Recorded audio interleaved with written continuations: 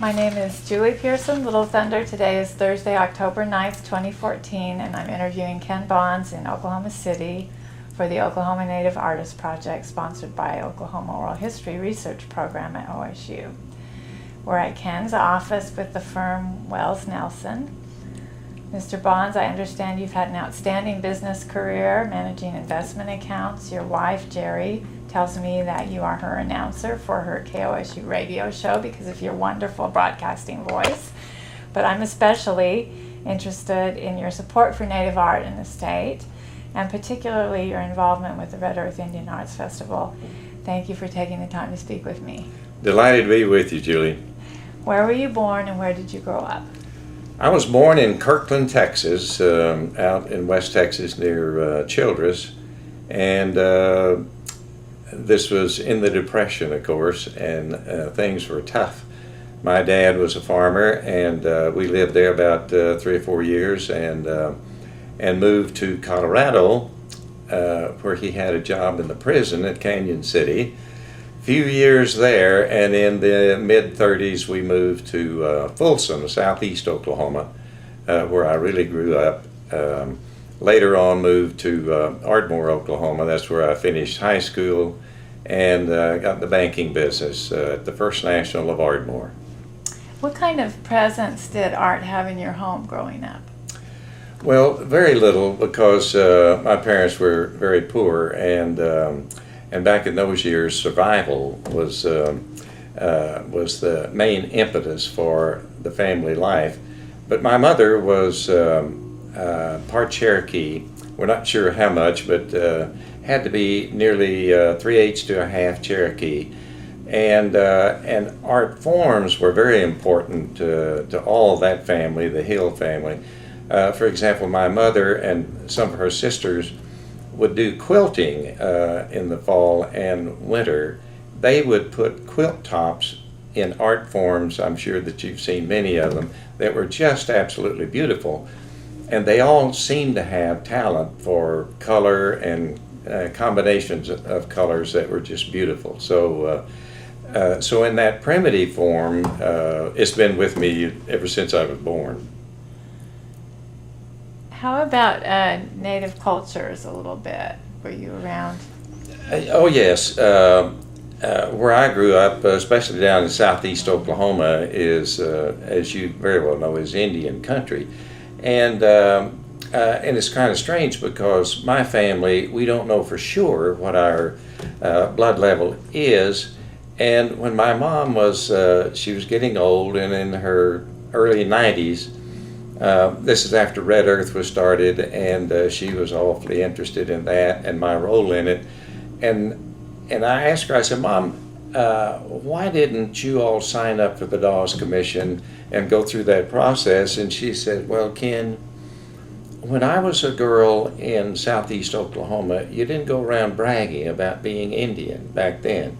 And she said, we were a proud family and we didn't like to sign up for those government things that told us what to do, so we just never did it, never thought it was important. We knew who we were, and so we just didn't sign up. And then since then it's been very difficult to trace our history that far back. So, but anyway, that, like I say, the Indian art forms and the use of colors and so forth in a primitive sense have always been important to me. Now, were you interested at all in drawing or painting when you were growing up? I couldn't draw a birdhouse that a bird would want to live in. I have no talent for that whatsoever. I like to doodle, but drawing and painting, when I try to paint around the house, I get more on me than I do on the wall. So I've never tried to get into that at all. I let others do that, but I sure do enjoy looking at good art, especially Western and Native American art. So what were your art experiences maybe in school, even in terms of just being able to see different kinds of art? Well, direct experiences and participating and trying to learn, I never really got into that, but early on, I began to appreciate what I've always called realistic art. I like art that really shows me something I can recognize. I recognize the talent involved in abstract forms of art, but it's never really appealed to me that much. The type art that your husband does, for example, is what I like, and that art that tells it. You can look at it and you know what the story is, and that's the kind that I appreciate particularly. Did you know by the time you got to high school that you wanted to get into business, and particularly maybe the banking business? Well, it's interesting you would ask that, because the way I describe it is when I graduated high school, my parents were poor and we didn't have much. When I graduated high school in Ardmore, Oklahoma, I had two choices, work or starve, and my choice was an easy one. And because of friendly teachers that I had who thought I might have some kind of promise, I was introduced to one of the local bankers in Ardmore. They had a job offering for a kid like me. I started the morning after I got out of high school, and I've been doing it ever since. And I was blessed with being given a curious mind. I like to know how things work. And the opportunity to start out in a bank like that, a small bank, where I had the opportunity to learn everything that goes on. And I was curious about how it worked and how it fit together and what everybody did and how that all related. I got a graduate degree in finance, just being able to work in that bank. Then I came to Oklahoma City in 1951 and joined a large bank, had the same kind of opportunities, and again, the rest is history. I've had a very interesting career in banking and investments, and have no regrets of any kind. How did you meet your wife, Jerry? Well, it's interesting. She grew up in Yonkers, New York, and an Italian-Irish family. She got into broadcasting sort of on a dare. She was, back when she was growing up there, women were supposed to be school teachers, secretaries, or, that kind of work. And so she became a school teacher, has a master's degree in English, and watching Barbara Walters do her magic back in those years, she and some friends, she said, I can do that. So she went to radio broadcast school, then into television, and of course the rest is history. What she loves to do most is teach. But anyway, she came to Oklahoma City to Channel 5, the local ABC outlet, and we got acquainted because of my role in banking and her role in television, just doing civic things.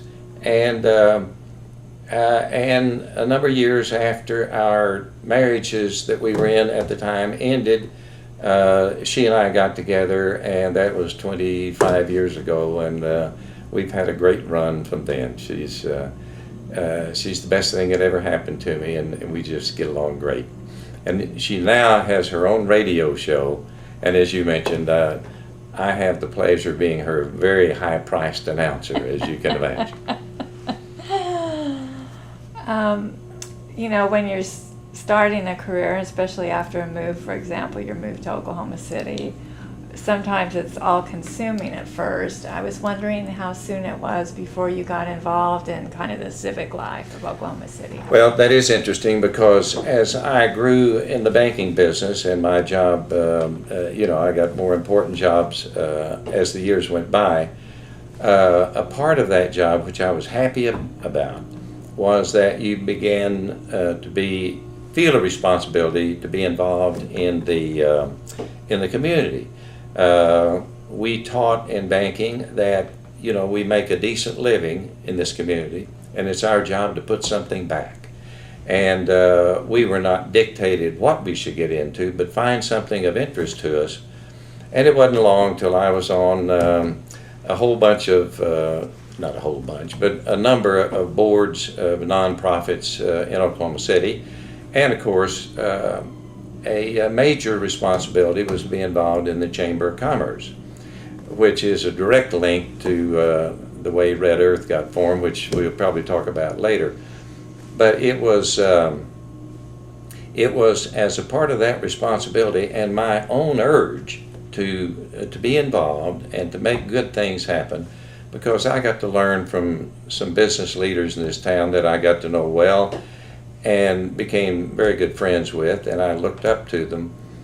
And I was taught by their example what you do in a town like this to make things work, make things happier for the citizens, make a better quality life, other than just make money for the bank and serve bank customer interest. So I guess at one time I was on the board of 8 or 10 not-for-profits and the Chamber of Commerce, and one year I lost my mind totally, I guess, and I was chairman of the United Way campaign and chairman of the Allied Arts campaign in the same year.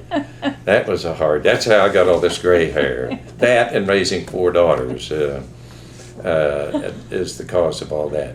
But anyway, it was through those activities, working in the community, that I saw the importance of particularly arts in the schools and in our community at large, and that's when that interest really began to develop. And then we'll get into how Red Earth got started a little later. Well, were you starting to collect native art during this time that you're serving on some of these boards? Not really, although I began to meet and learn about the lives of some of our own Oklahoma Indian artists, and began to slowly develop an interest in what they were doing and the talent that they had and the uniqueness of their art forms. So it was a gradual learning process. I met and got to know Bert Seaborn, for example, and Jeannie Roy X. Bridges, for example, and Troy Anderson, and the Tigers, and Merlin Little Thunder in later years. And it was a gradual process, but I really began to get to be interested as Red Earth came about, and I really got to know Indian artists, and I thought, ooh, I want to really see. Yeah, I need one of those. Yes, I'd like to have one of those.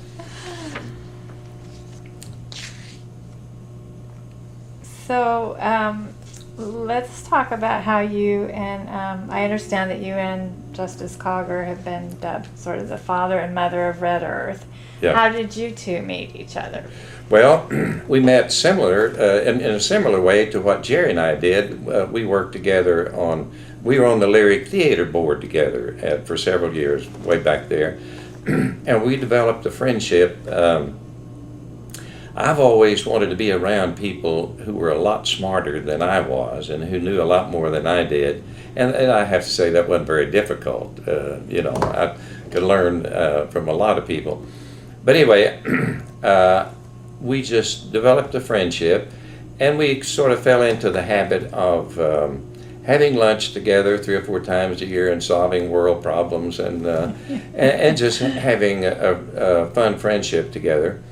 And it was during one of those, in like the mid-'80s, 84 or 5, something like that, when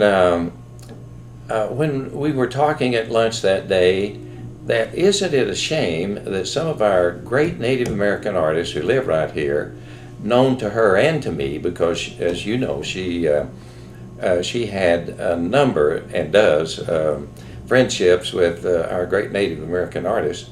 And we got to talking about what a shame it is that those great artists have to go to Santa Fe and to all over the country to show and to sell their work, when there ought to be a great outlet for it right here in Oklahoma and Oklahoma City.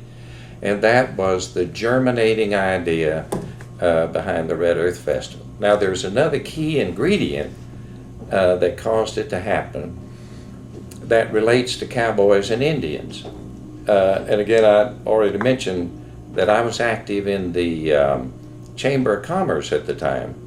Oklahoma City had just lost the National Finals Rodeo because we couldn't compete with Las Vegas, who offered $1 million for the event, and we couldn't match that. And so we were all crying our tears about what a shame it is we lost the Cowboys to Las Vegas. That mood was here. Out of that luncheon came an idea in my head that I was on the board of the chamber, I should go to a board meeting and say, we've lost the Cowboys, why don't we create an Indian event here in Oklahoma City that might even be better than that by showing Indian art in an appropriate format and a great event, and at the same time show Indian culture in the form of dance and any other form that we could develop. Not a powwow now, but an event that really spotlighted Native American culture in all of its beautiful forms that would appeal to the public, that we could sell tickets to and that sort of thing. Well, I presented that idea to the chamber board meeting one time, and I got everybody, oh no, we did, that that's not going to work. I don't think you can get those Indian tribes to work together in something. I said, well, let's try it. Let's try it. And so, okay, they said. So I went around to all my friends in business at the chamber, and I said, my bank will give $5,000 for the first one. I want you to do that much too. The old game we play about how to raise money, you say, you shame them into doing it if for no other reason, And so we raised in the business community $50,000 that first year. We got the chamber to give us some office help and in effect contribute in that fashion. And Leroy Bridges and Kelly Haney and some of our friends in politics got some state help. And again, the rest is history. We struggled, there were some of us, Allie Reynolds and a whole bunch of people who helped us get it started, Doug Cummings and Leroy Bridges and many others. We were down there counting $1 bills at 12 o'clock at night. We were selling T-shirts and prints and doing everything we could, and we had a lot of fun. But that event, my dream was that we would get it started. It would be so great that we'd sell more than enough tickets to pay all the costs, and we wouldn't have to go around asking for money in the community. Well, that dream has never come true yet. Some people think we make all the money in the world, which we never have.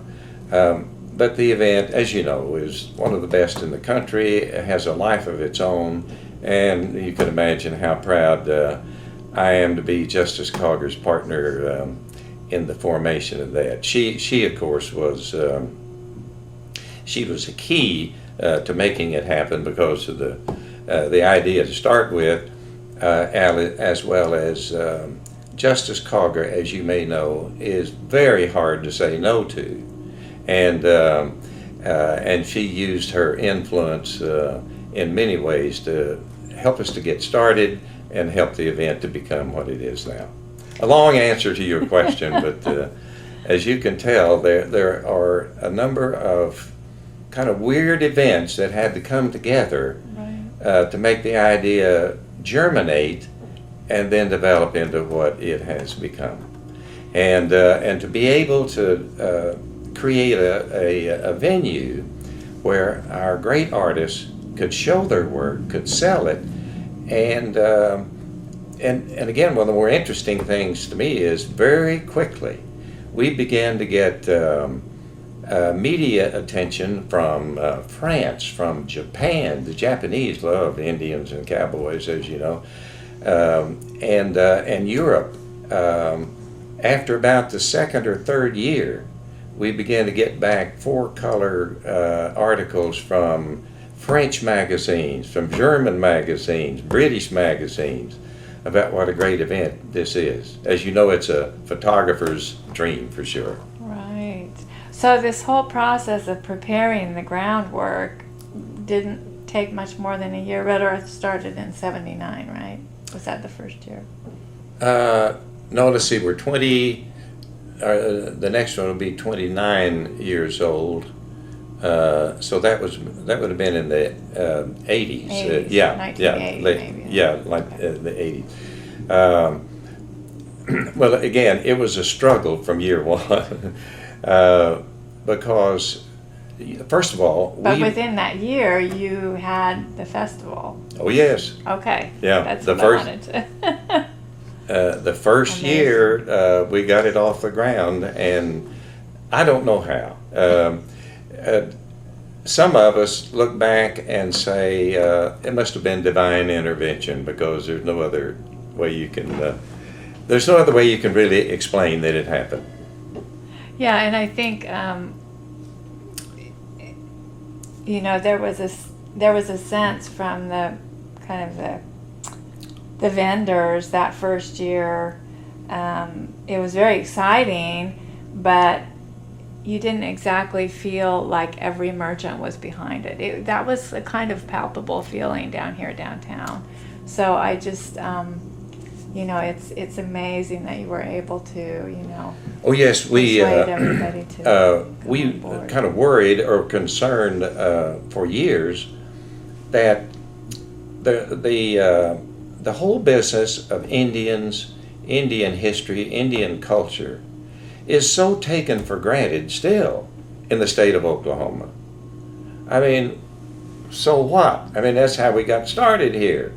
And so, okay, Indian art, okay, fine, yeah. And so it was, in a way, a mystery to us that we were getting less attention from our own community than we were from surrounding areas, surrounding states, and surrounding countries.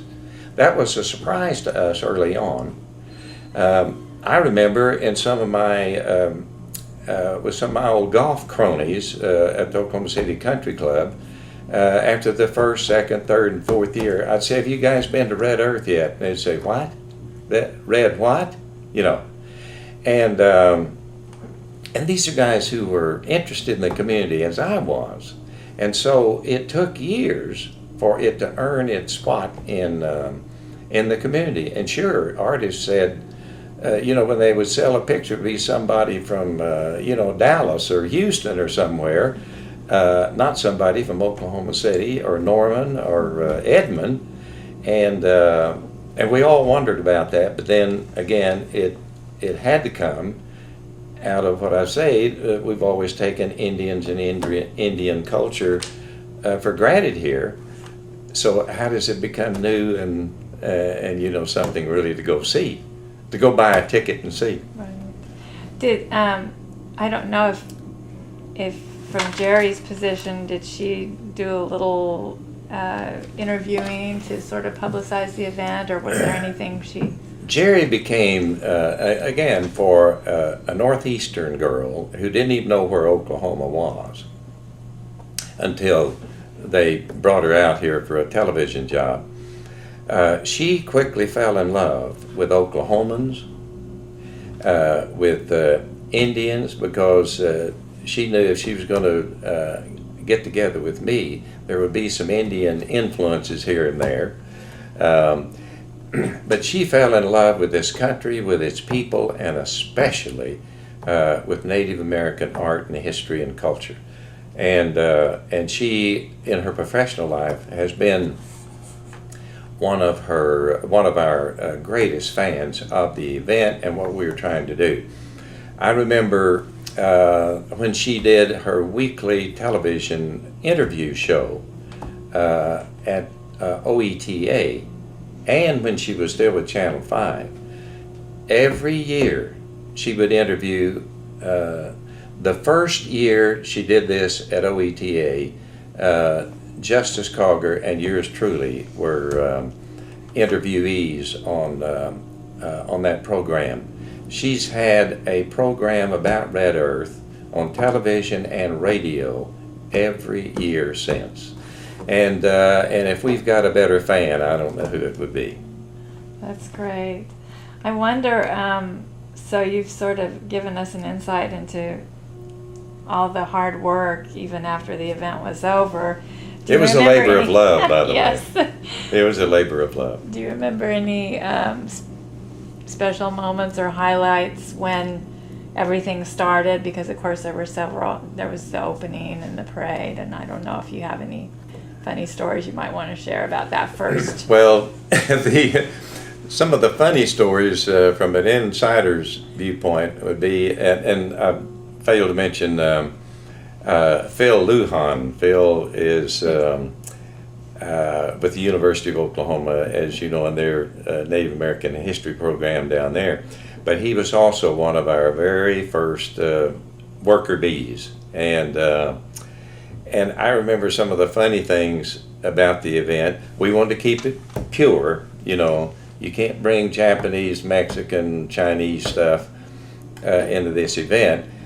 And it just so happened that Allie and Phil and Doug Cummings and I became sort of the, let's say, the police of of the material that we would allow to come. You were kind of jurying things in? Yeah, we juried the artists to start with, but then some of the jewelers and those who came to sell jewelry and other art forms, you know, from New Mexico and other places.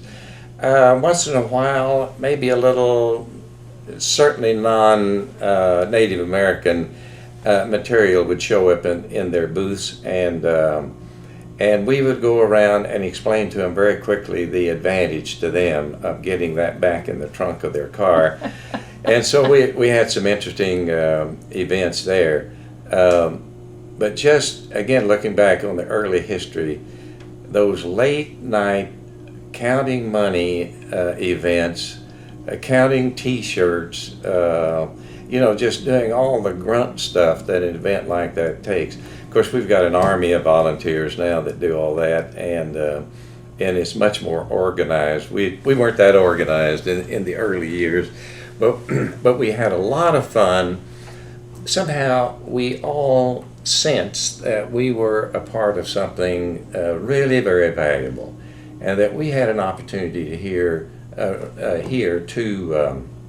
do what we really set out to do in the first place. Our main goal was to help our Oklahoma Native American artists to show their wares and to be recognized for the talent that they collectively had, and that awareness that, hey, you know, this we could make the Chamber of Commerce proud of what we're doing, as opposed to doubting that we can pull it off, and early on that became an awareness that we had that this is valuable, this is worth doing here, and so I think that drove us all to, let's keep doing it.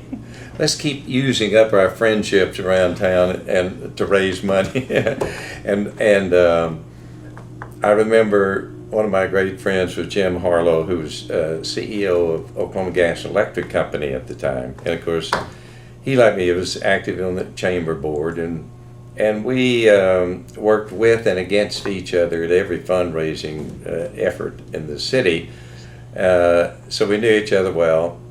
And I'd go over to his office to see him about his annual willing contribution to Red Earth.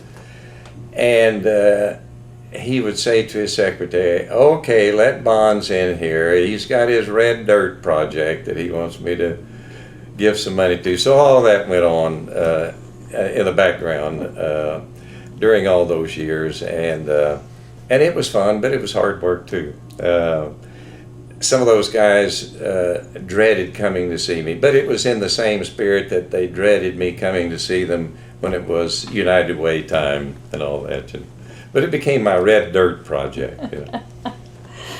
So how long did it take before there was a decision to kind of sort of have a board and eventually an office? Well, actually, I guess we put together pretty good governance early on, because after that first year was just kind of a hodgepodge of people coming together and trying to get it done. The chamber helped, volunteer help, and so forth. But after we made it the first year, and of course we had some funding coming in that we were accountable for, and all of us involved from the business community, we knew what we had to do to provide the kind of governance that we needed. Again, we wanted it to have a solid base to operate around, as opposed to, and I'm not putting them down, as opposed to a powwow environment to where everybody just kind of comes together and they sing and dance and do things. We put together a board that we thought had appropriate Indian representation, but also people from the business community who knew how to raise money, who knew how to organize an event, who knew how to budget, who knew how to make sure that we took in at least what we paid out. Otherwise, we'd be in trouble in a hurry. And so after that first year, we put together the kind of governance that really is still in effect. We wound up with kind of a merger of Red Earth, because they were natural partners, and the I've forgotten the exact name of it, but the Native American Institute that was then located out at the Science Museum, where the office stayed for many years. But the goals of Red Earth and then this Native American organization were so common that we were a natural merger, so we put those boards together. And in effect, that's the organization that exists to this day. Became, Red Earth in its official form. How about deciding on a venue? How? Oh, yes. We have experimented some with that. We started first at the what is now the Cox Convention Center, and that worked for several years. But as that, and we got our place in line as far as timing of the event, the first weekend in June. And around the country, you have to work into a schedule, excuse me, of Native American events. And once you get into that schedule, you have to stick with it, or you'll be in conflict with drum groups, dancers, artists, etc. And so after we earned that spot, then we began to have difficulty with the convention center of conflicting events they might want to have there, and we got some pressure. Could you change your event to another time so we could allow this event to come to Oklahoma City? And we said, can't do that because we're now in the schedule and we've got to stay there. That caused us to move to the fairgrounds for a couple of years. That worked, but not as well. Came back to downtown, and then the primary reason was the prices got too high. And so after the Chickasaws bought Remington Park, somebody else got the idea that perhaps a move out there might work. So that was tried last year. Worked in some ways okay, in some ways not okay. Wasn't too good for dancers because it was outside. June can be hot, and so that didn't work too well. So we're now back downtown, with a much better deal at the convention center, and it is not pressured so much anymore about conflicting events and timing because of the other facilities that are now here.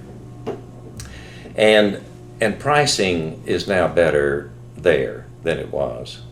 So for all those reasons, I think we're probably back to the best venue of all that fits all of the reasons for having the event better than any other place. I think we're probably there to stay, hopefully, fingers crossed. But our history would tell us that that probably is the best place for us to stick with. So you mentioned that we're going to segue a little bit into some of your own native art collecting here pretty quickly.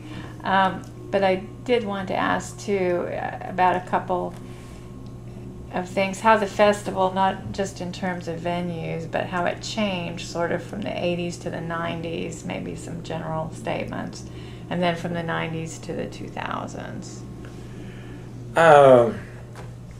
Well, again, we have never wavered from our original purpose, and that's primarily to spotlight Native American art. As far as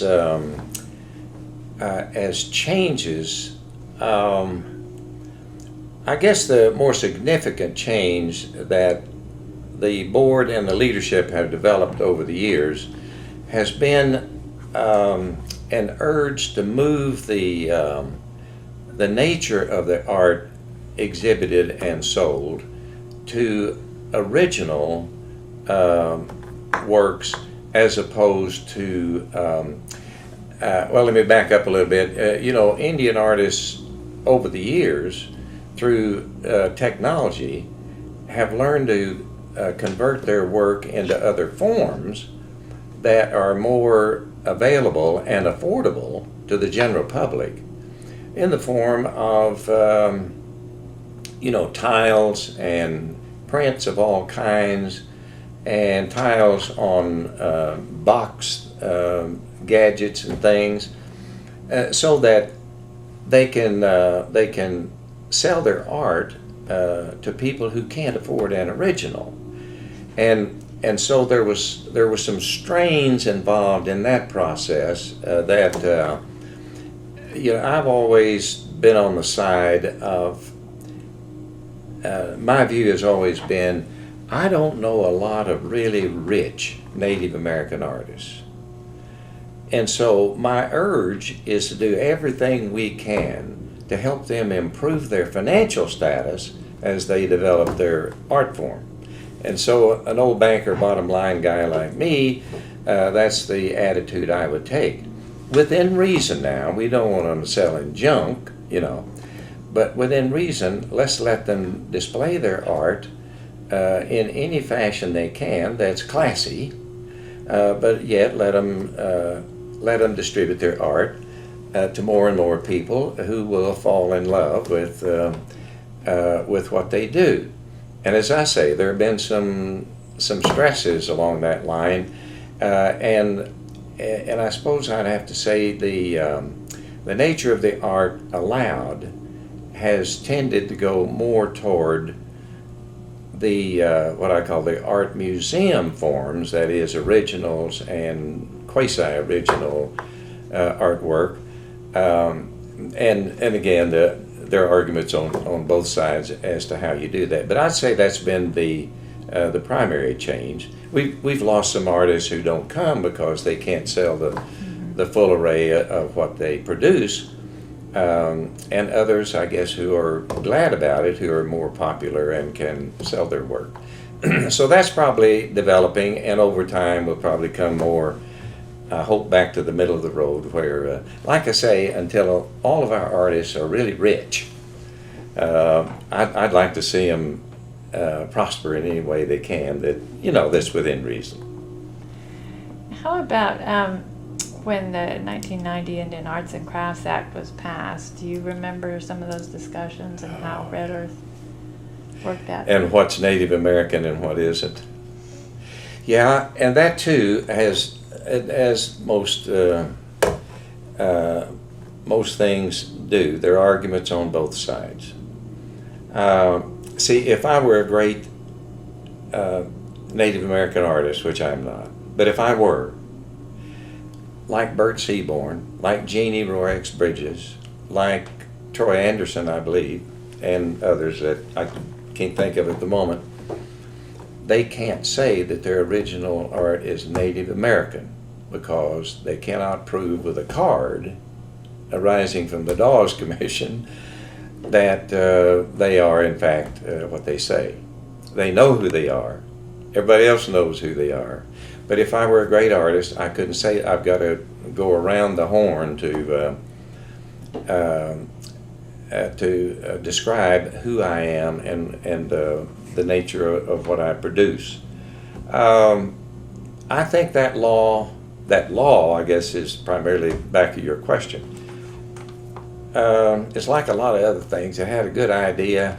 You know, we don't want Japanese with no Native American blood to say they're selling Native American art. But on the other hand, it's a real problem for these we are known Native American artists who can't properly describe their work. That to me is a good idea, kind of gone bad. But I suppose over time it's kind of sorting itself out. At least I hope it is. But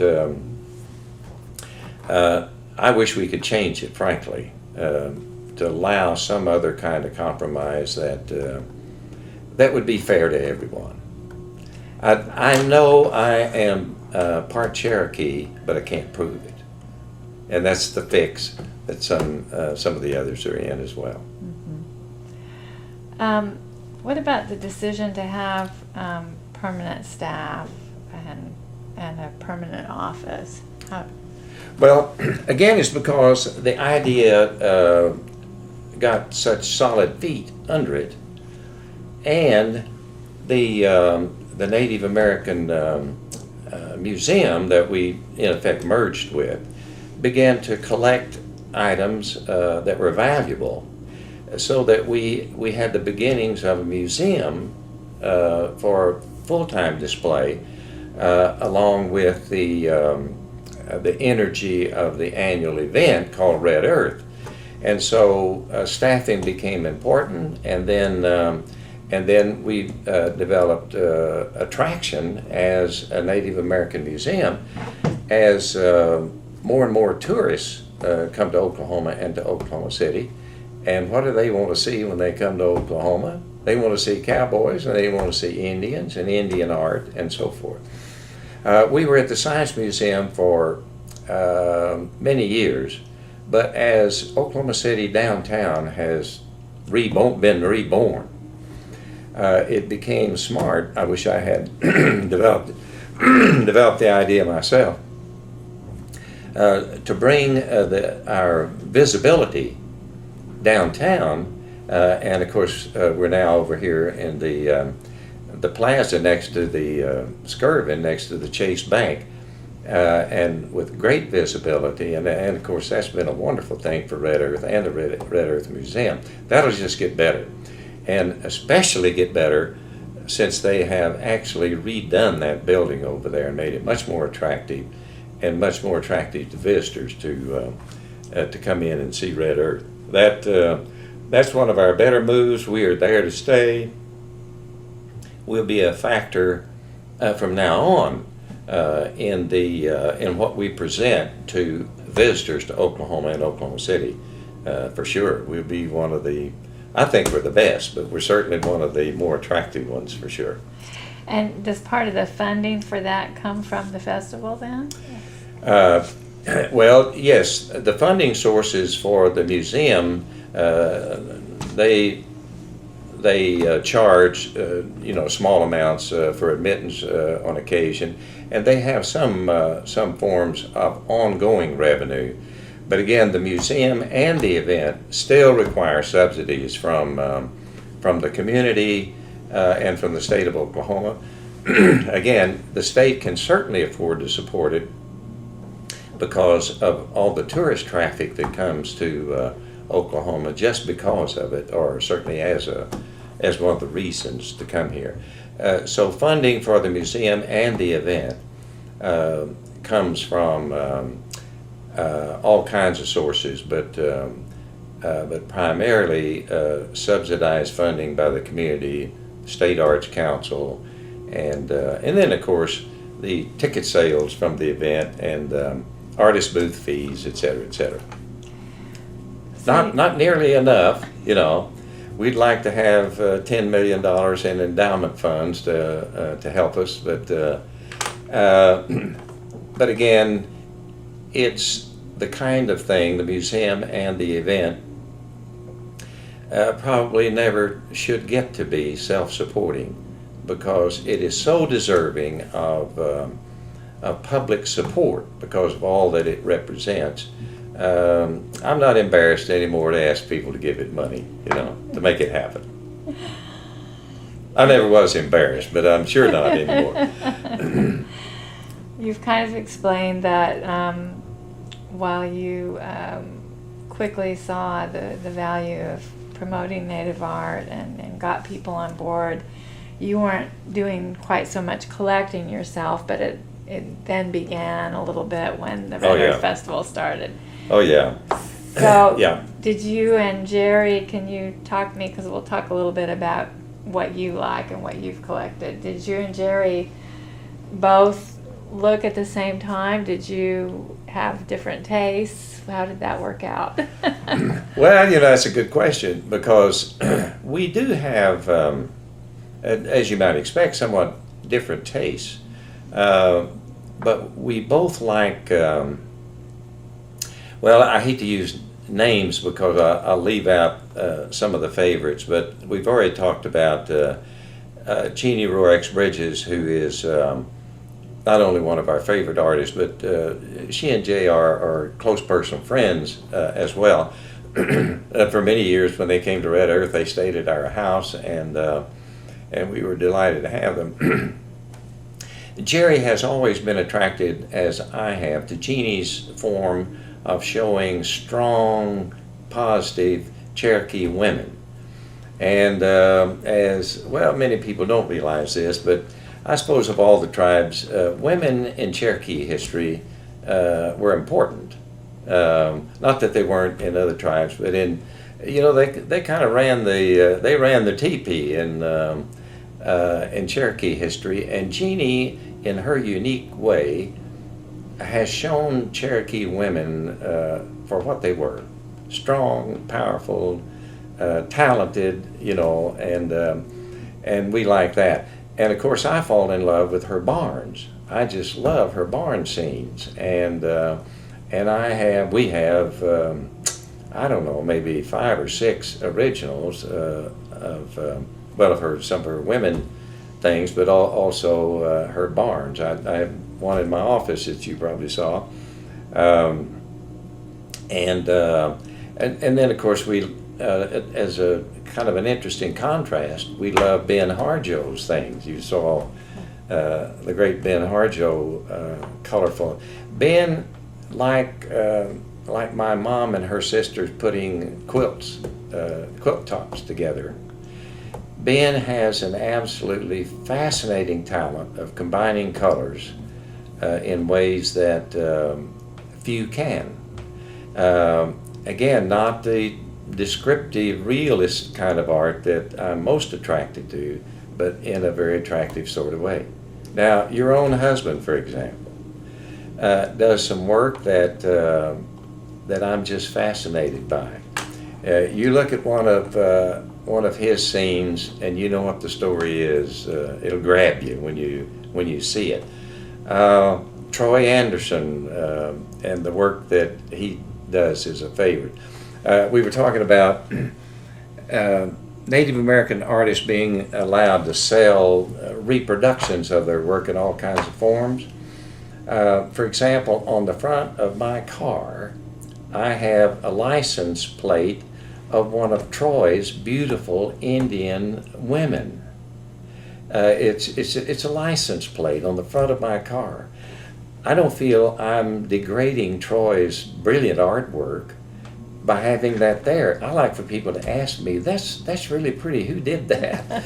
That's an aside from the kind of stuff that I like to put in my house, but Kelly Haney, some of his work, Cheryl Davis, we have some of each of them. And of course, again,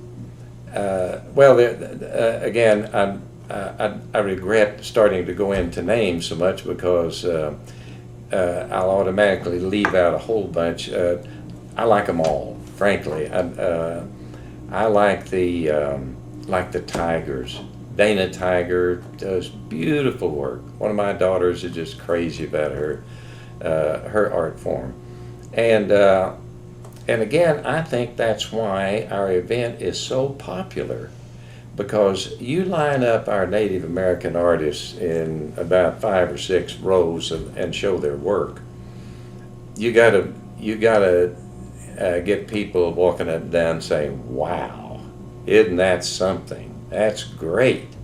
So sure, I've got a few favorites, but they're all my favorites. I like them all. I like what they do. And it sounds like two-dimensional is sort of the art form that grabs you, the paintings. Oh yeah. A little bit more than the sculptures. Well, yeah, I think, sculptures, and I'm glad you asked that because I never really thought of it in those terms. I've got 2 or 3 sculptures, but I suppose, in fairness, I have to say I like pictures in my house and in my office that I never tire of looking at. I like pictures that when I walk in on Monday morning and see my Jeannie Bridges barn there, every once in a while I'll sit there and look at it and I'll find something new about it that I hadn't seen before. And that's what I guess I'd have to confess appeals to me most about Native American art as opposed to sculptures and other forms, because I get that kind of satisfaction just by daily enjoyment of looking at them. And sculptures, to me, more than anything, like that cowboy behind you there with the rope, I love looking at that, but it's it doesn't have the same effect on me as paintings do. I'm glad you asked that. I'd never thought of that before. Well, I was going to ask, yes, if your daughters are native art collectors or possibly grandchildren, what they think about your native art. Well, my daughters particularly, my oldest daughter, who's a nurse, lives in Phoenix. She has in her house every Red Earth poster since year 1, and they're on her walls. She also is a great friend of Jeannie's, and I know I've overused Jeannie's name in this interview because again, she's special for other reasons, but yeah, my oldest daughter is particularly proud of the whole history of Red Earth and of my involvement in it, of course. All 4 of them are, but especially Linda. She will fight anybody over her dad's role in Red Earth for all these years. She's very proud. You've mentioned how the involvement with the festival got you again into collecting native art. Can you think of someone else who might have not been so crazy about the idea, who ended up just really a colleague, becoming a big native art fan because of the festival? Well, yes, and I could say a bunch of people. Again,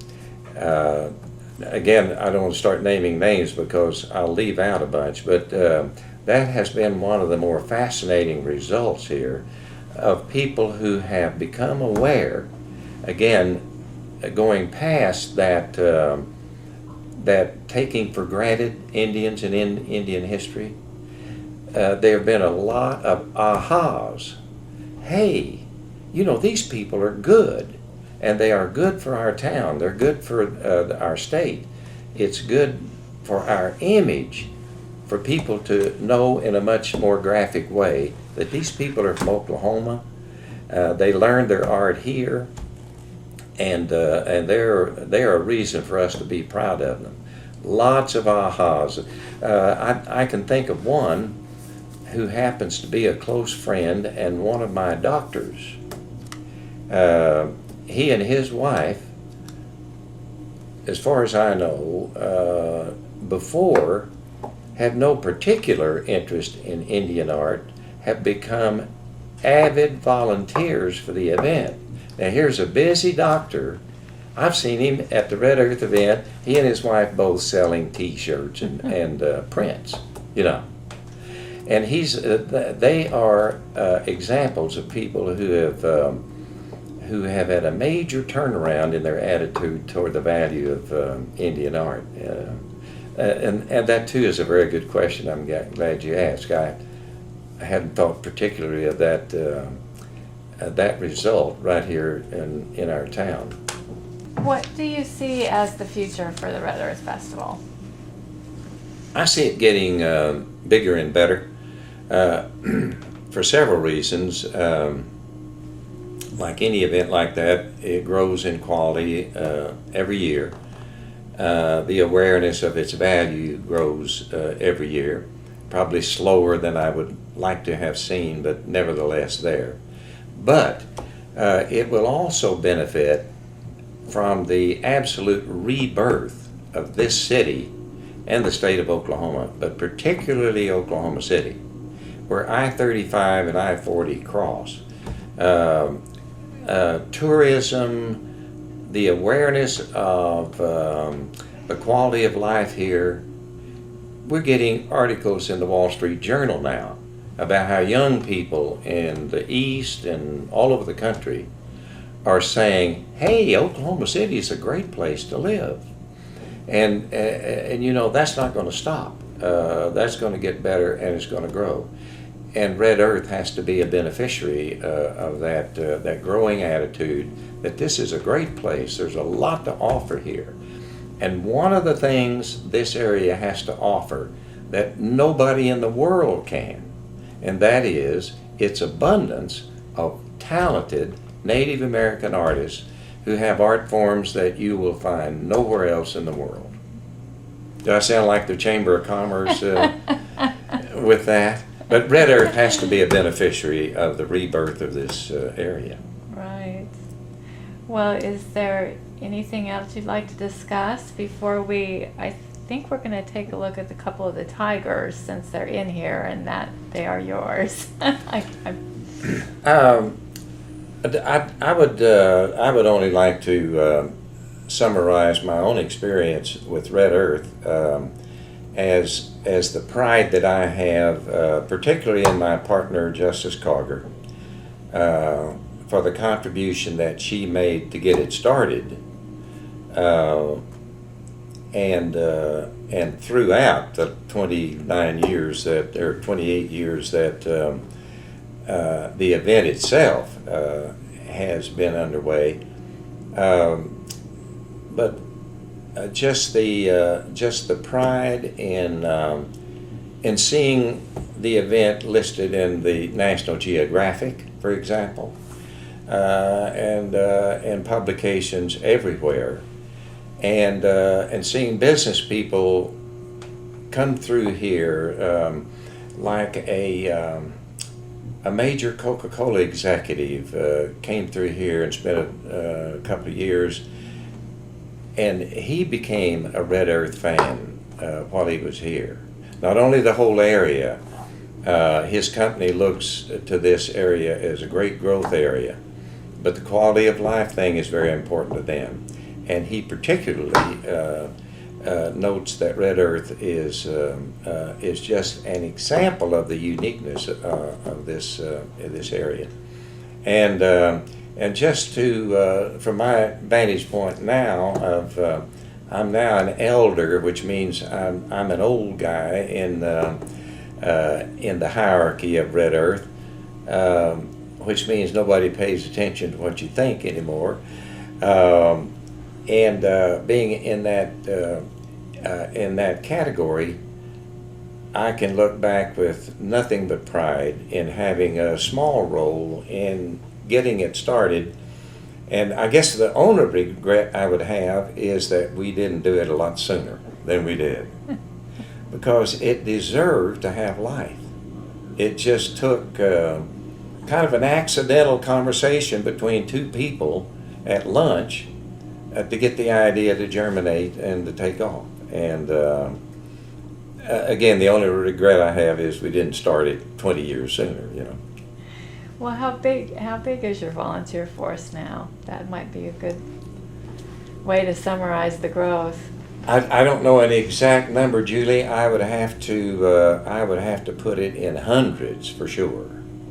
There are people, and there are people who've done it for years, you know, and just still want to sign up to help in any way they can, because they sense the excitement. How could you not get excited when you see all the dancers come into the arena, for example? How could you not get excited walking up and down the aisles of the art section and not say, wow, this is wonderful stuff? And that pride and that awareness of the value of this art is what brings people back and said, hey, we want to do that again. I don't know that we've ever had to fire any volunteers. I mean, we seem to attract enough of them, and it's kind of an army they get over there that love to do this, and the volunteer board members that, you know, give a lot of time and effort and money and influence to making it successful. You don't see them so much. They're not out there selling T-shirts, maybe. But they're sure making a large contribution to making it successful. Lawyers, teachers, doctors, everybody who get involved in board membership or in volunteering in any way. That also tells me that we started something that has value. Right. Okay, we're going to pause and take a look at your artwork there. Okay, Ken, we're looking at some of the artwork from your office, and you want to tell us about these pieces? Well, again, the barn is representative of one side of Jeannie Bridges' work, in addition to her wonderful work about Cherokee women. But I love her barn scenes because I'm an old country kid, grew up on a farm. And that sort of scene just is comforting to me. I just like it.